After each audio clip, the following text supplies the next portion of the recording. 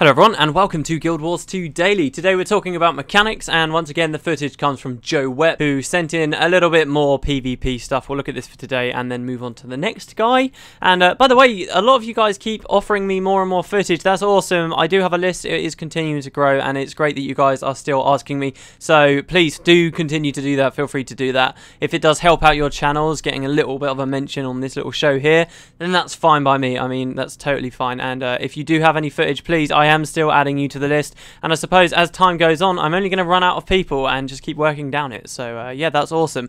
Anyway, yes, today we're talking about mechanics. I had one question that was really long and well thought out that got me thinking quite a lot, so that's going to be like the main question for today, I suppose. We're going to do like a main question and then a not main question. The other question, which is also a very good question, don't get me wrong, came from Asimov Tube, who said, can you explain the whole charity, dignity, ferocity mechanic and what exactly it affects? Does it open up different dialogue options, or is it used as a pass-fail check for certain options? If you fully fill up the bar on one, does it zero the other two, or can you fill all three?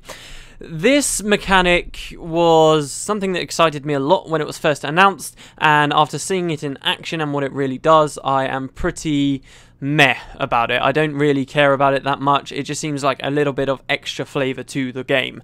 But it is kind of interesting anyway, I suppose. To answer your second question first, does it open up different dialogue options, or is it used as a pass-fail check for certain options? It is sometimes used as pass-fail, and it nearly always opens up different dialogue. So, for example, what springs to my mind is in Queensdale, there's a Renown Heart event where there are some Ettins, and there's one Ettin in particular that wants to fight some nearby centaurs, but all of the other ones don't really respect him and they don't want to fight, and they're just being a bit lazy. So this Ettin asks you to go and speak with these very dim-witted creatures, by the way, and try and convince them to join and fight against the centaurs. Whenever you speak to one of these guys, they'll come at you with some dialogue, and then you get to give them either a charming response, a response with dignity, or a ferocious response. And each Ettin is different, and each bit of dialogue is different, and each Ettin will react in a different way. It might be that you try to be charming to this Ettin, and it works, and he runs off and he goes to fight the centaurs, and you get a little bit of completion. Or it could be that you try to be charming to a different Ettin, and he gets really pissed off with you, and all of a sudden you're thrown into a fight with them, and you won't get the progress until you actually defeat that Ettin. And that's kind of the way it works. That's the main example I can think of there, where it's being used as a pass-fail, which is certainly very cool. I quite like that. However, one thing to bear in mind with situations like that is if you're trying to play as a character with lots of dignity, and then you try and do an event like that, you're probably going to be a little bit upset that you won't really be able to make much progress very fast if you refuse to ever be ferocious to an Ettin. It will mean you take a little bit longer, but I suppose that's a decision you, the player, are allowed to make, and that's not barring you from having progress. There's always something else to do in these situations where you can continue the Renown Heart. So there is that, and that's really the most interesting way I've seen the system be used. Many other occasions, it's simply, how do you want to respond to this NPC, and there's no real way to fail. None of these responses will cause you to fail whatsoever. For example, in Beetleton in Queensdale, there are lots of children hiding, and you're supposed to try and get them to go and do their chores and do their work, and every single child, you have an option for one of these three responses. It doesn't matter which you pick. It really doesn't. No matter what you pick, the child will always respond to you positively, and you will get extra completion. So I'd like to see a whole lot more of the Ettin stuff going on, and a whole lot less of what's going on with the children, because in the children's situation, it just makes it all feel very useless. In particular, a whole aspect of the system, which is that if you continue to be charming, your charm meter will go up and your personality bar will continue to rise as a charming bar.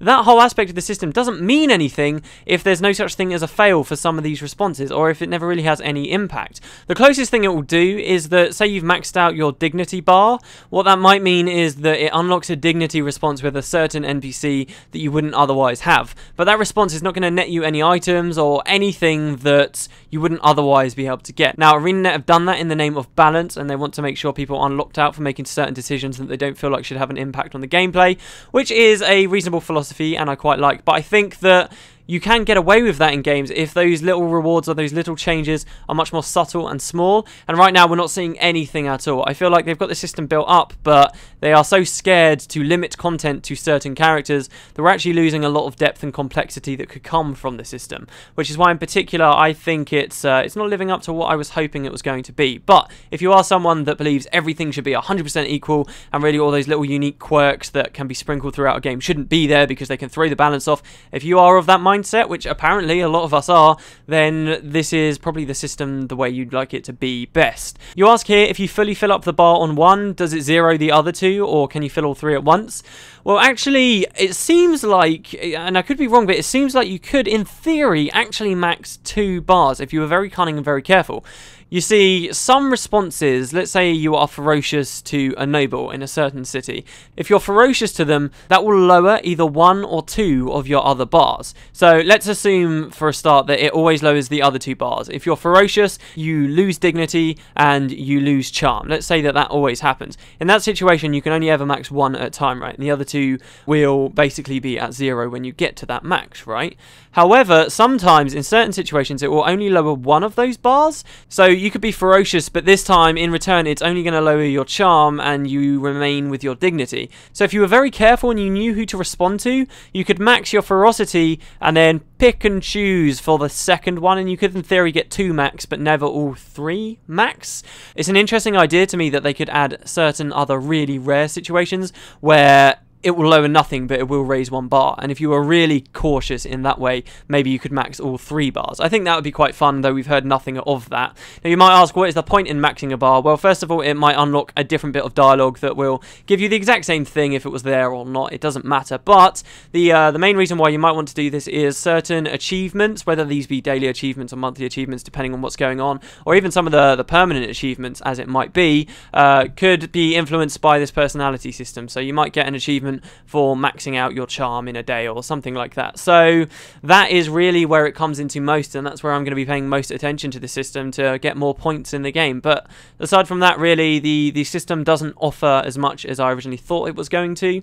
I was certainly a little bit disappointed by it, but the last thing really to note about the system, if you're not aware, is the game actually quite, in a pretty cool way, will measure up how high your bars are, and it will give you different personality titles depending on what values you have. For example, if you've got 100% ferocity but 0% in the others, you'll be known as barbaric. And there are various other ones like being militant, being a noble, being a scoundrel, and things like that. So that's kind of interesting as well, but again, has no real impact because ArenaNet don't want to lock certain players out of certain things. It just means you might have the thrill, if you will, of being able to punch an NPC in the face instead of charm an NPC to get a certain bit of dialogue. But at the end of the day, all that really will change is the text, because your character won't actually do the animation to punch them in the face, or it won't actually kiss the character, say, if that was the other option. You'll just have the text change, and a lot of people I don't think care very much about that. But that's how that system works, and for the most part I'm glad it's in the game and it's not there at all, but I feel like it isn't as deep as it could be, and sadly that's in the name of balance that, you know, some people are into. My personal opinion is I'd rather if they mixed it up a little bit and were maybe slightly more fearless in that regard, as long as it was nothing really serious that was being looked out, like personal story stuff. Anyway, that's all personal preference. Moving on to the next question. So this was quite a long question, which came from someone called Susura Spellshield, who said, I was wondering how ArenaNet plans to combat zones from becoming ghost towns as the explorable part of Tyria keeps growing. Even if the downscaling will make players spread very evenly across the world, if the population doesn't grow when the number of zones do, the average number of players in a zone will shrink. Logically, they'd have to incrementally up the population cap on homeworlds to ensure the world stays alive enough. Doing that, however, will also increase the relative percentage of people per world interested in world versus world, making it more and more likely for players to be unable to participate in the battle because their size team for all 4 maps has been reached. For a start, one thing that I want to mention during this question is actually, don't forget about the possibility that in expansions, world versus world could also be expanded, which could fix this problem potentially. But the same problem exists in a similar form for every PvE zone.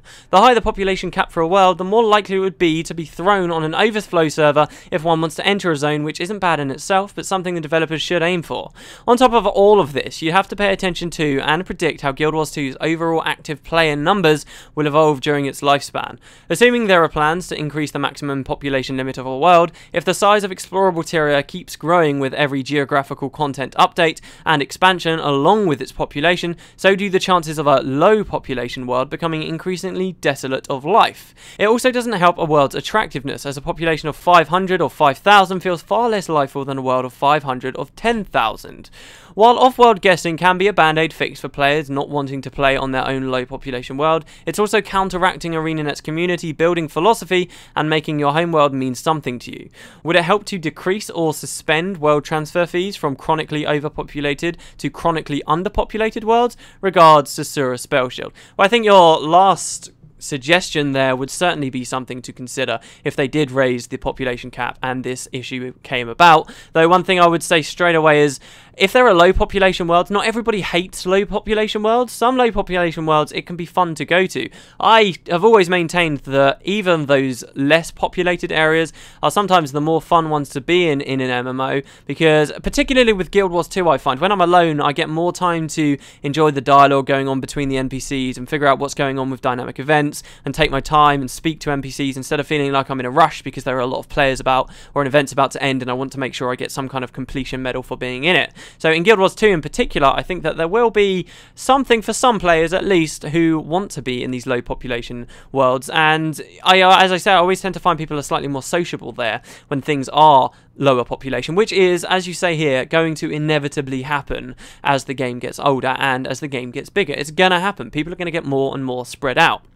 However, I think ArenaNet have done a fair few things to future-proof against this. This is one of those areas I actually think that they seem to have been pretty clever about what they've been doing. For example, it's pretty much a given at the moment. A lot of people believe that, at least in one of the expansions coming up, we will get access to a huge area in the continent of Tyria that we can see right now called the Dominion of Winds. This is an area that in lore, a race that a lot of people think are going to become a playable race come one of the expansions, the Tengu, will actually be in. You can find it in the south of the Kessex Hills. There's a giant wall there, and in Lion's Arch as well, there's a bit of that wall. You can find the Tengu, and the idea is that this will be released later, and this will be one of these world expansions.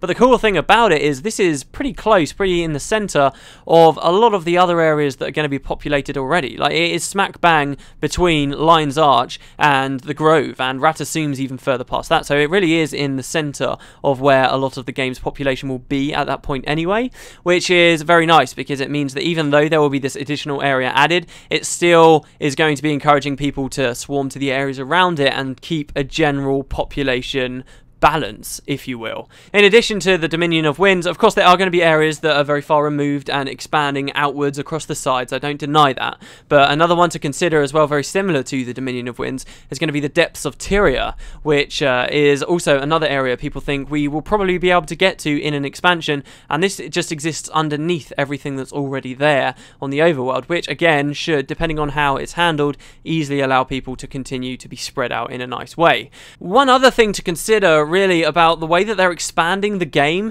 yes, they will be expanding to places like the Crystal Desert, which are further away and will spread people further out of the areas that are available at launch, but they're not actually just adding these things. The game's developers, ArenaNet, are going to split the entire company is going to basically do a 50-50 split, as far as we're aware right now. They're going to do a 50-50 split. Half of them are going to start working on those new areas, and the other half are just going to continue adding more content, more events, and more things into the areas that already exist in the game. Now, how much is going to be added is certainly something that we can't say for now. A lot of game companies always come out with stuff like this, especially with MMOs. They will say stuff like, oh, right, we're going to keep adding content to the world that exists right now.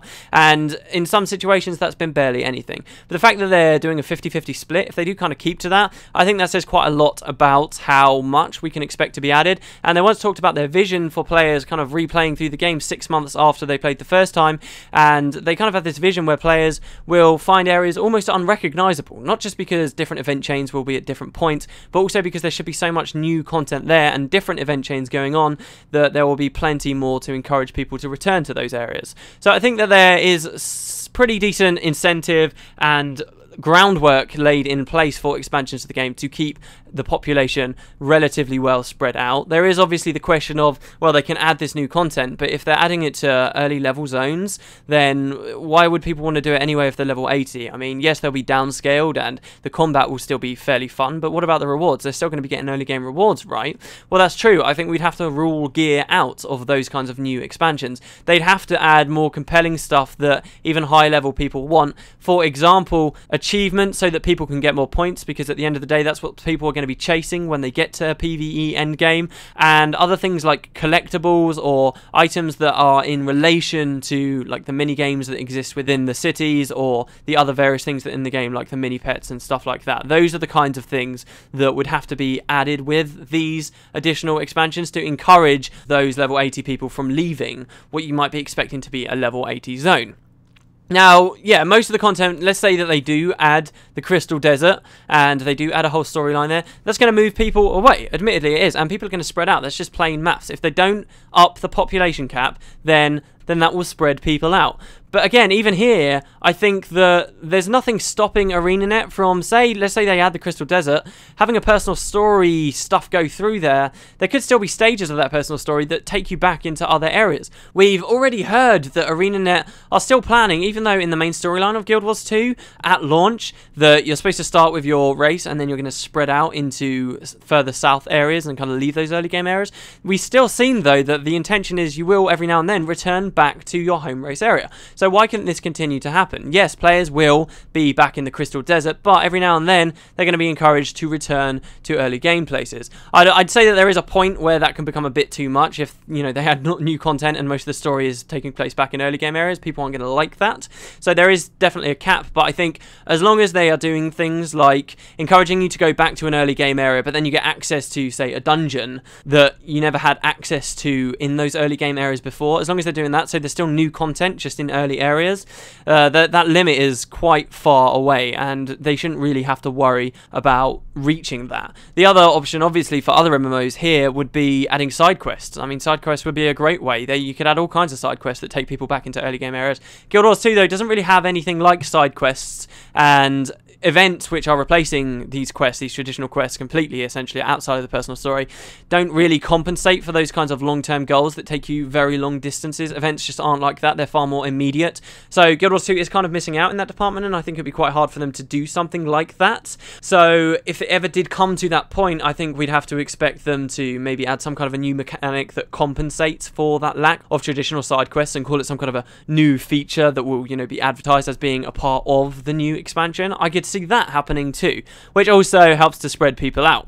For all of that, for all of those reasons, I think that, and particularly probably because I personally don't mind when certain areas become slightly more desolate, I really don't think I think it would be a long time before they have to actually increase the population cap to the servers to actually compensate for the fact that so many more people are spread out. I think it will have to be a very long time before that happens. If you look at the world, actually, you can find a version of the world map that's pretty much got everything uncovered at the moment. I saw it on the Reddit the other day. I'm not actually sure where it came from, but you can see that they've actually been pretty moderate with the amount of explorables. There's like 20 or so actually at launch. They've been pretty moderate, I'd say, and considering just all this stuff that's really existing in Guild Wars 2 that doesn't exist in other MMOs, I really think we won't have to worry about raising the population limit for quite some time. Certainly not. I mean, also this idea that you've got certain areas that all the high level guys are going to go to and they'll just stick around, like those dungeons, for example. Well, even that doesn't fully work because they've spread all of the dungeons out. Yes, some dungeons are tagged level 30 dungeons, some of them are level 50 dungeons, but that level really only dictates how early you can get into it. These dungeons are supposed to still be challenging and interesting even when you're at max level. So because of this, we should have max level people spread all over the world. You can even have really high level dungeons theoretically in early game areas. What's stopping them from doing that? And they certainly seem to have done that. They would be in a problem if they added all of the dungeons in ore in the final end game area, and then yeah, you'd have people spreading around there all over the place, but they haven't done that. When you reach end game, hopefully in Guild Wars 2, you're going to have a lot of choice of the different dungeons that you want to do and where exactly they're going to be, and it should be fairly spread out. And again, Guild Wars 2 can get away with that as well because of their waypoint system, because people can move around so much quicker than certain other MMOs where you have to spend like half an hour or whatever getting from one area to the other, and it's just inconvenient. Now that's not going to be a problem. So that's something else they've done to help keep the population in balance. I just think that they've done so much here, and the world is moderate at the moment, that I can't see them having to raise the cap. About actually raising it, though, you do raise some interesting points about raising the cap. I think that there are a couple of problems there. In particular, what you're saying about low population servers becoming really, really low populated. That's a good point, and I think probably one of the best fixes is exactly what you suggest, allowing people to transfer into those worlds for a reduced fee or even no fee at all. I think that would be a fantastic way of fixing that.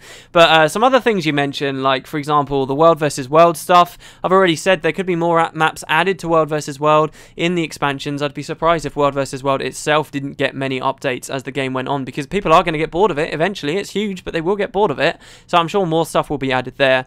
And not to mention the overflow servers themselves. There is no such thing as a queue in Guild Wars. Like, as you say, people won't be able to reach the limit, and they'll be put in like a queue before they can get into World vs. World.